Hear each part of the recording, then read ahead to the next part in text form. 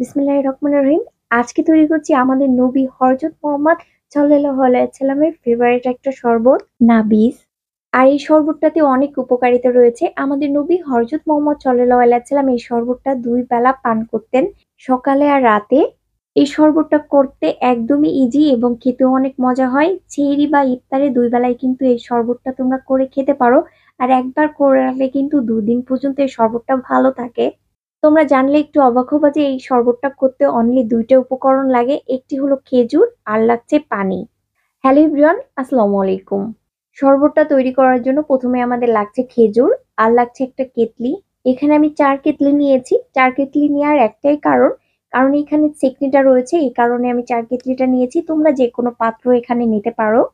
এখন এক এক করে খেজুরগুলা নিয়ে খেজুরের মাঝখান থেকে ছুরি দিয়ে কেটে শুধু বিচিটা বের করে ফেলে দিব আর খেজুরটা আস্তই রেখে দিব। খেজুরের গায়ে কিন্তু অনেক ময়লা থাকে। তোমরা কিন্তু এই শরবতটা করার আগে অবশ্যই কিন্তু খেজুরগুলা ভালো করে পরিষ্কার পানি দিয়ে ধুয়ে নিবা।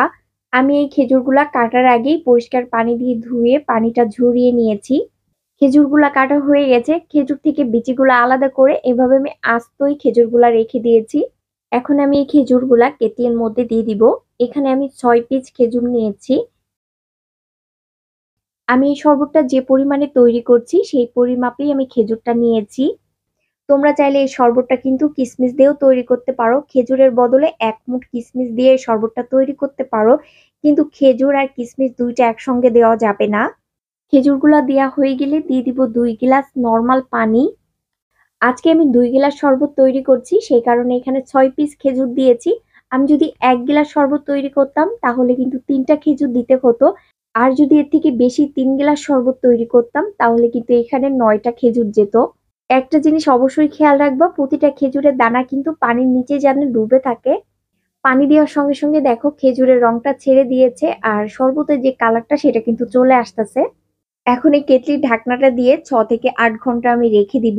৮ ঘন্টা পরে আমি ফ্রিজ থেকে শরবতটাকে বের করে নিয়ে এসেছি। ৬ ঘন্টা আমি রুম টেম্পারেচারে রুমেই রেখে দিয়েছিলাম। ২ ঘন্টা আগে আমি নরমাল ফ্রিজে রেখে দিয়েছিলাম। কারণ শরবতটা খেতে একটু ঠান্ডাই ভালো লাগে। এই শরবতের টেস্টটা ছিল অসাধারণ। তোমরা বাসায় একবার হলেও এই শরবতটাকে বানিয়ে খেয়ে দেখো। নরমালি এই শরবতটা ৮ থেকে ৯ ঘন্টা ভালো থাকে। যদি এর থেকে বেশি স্টোর করে রাখতে চাও তাহলে নরমাল ফ্রিজে রেখে দিলে কিন্তু ২ দিন পর্যন্ত ভালো থাকে।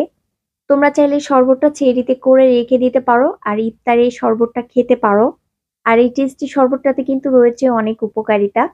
আয়েশা রাদিয়াল্লাহু তাআলা আমাদের নবীর জন্য এই শরবতটা তৈরি করতেন। সকালে তৈরি করতেন, রাতে খেতেন, রাতে তৈরি করে সকালে খেতেন। আর এই হেলদি শরবতটা করতে কিন্তু খুবই ইজি, খেতেও অনেক টেস্টি। আজকে আমি তোমাদের সঙ্গে শেয়ার করলাম আমাদের নবী হযরত মুহাম্মদ সাল্লাল্লাহু আলাইহি সাল্লামের ফেভারিট একটা শরবতের রেসিপি। আশা করি আমার এই আজকের রেসিপিটা তোমাদের কাছে সহজ লেগেছে। আর ভালো লাগলে আমার পেজটাকে ফলো দিয়ে চ্যানেলটাও সাবস্ক্রাইব করে দিও। সবাইকে আবারও ধন্যবাদ জানিয়ে আজকের মতো এখানেই বিদায় নিচ্ছি। আল্লাহ হাফেজ।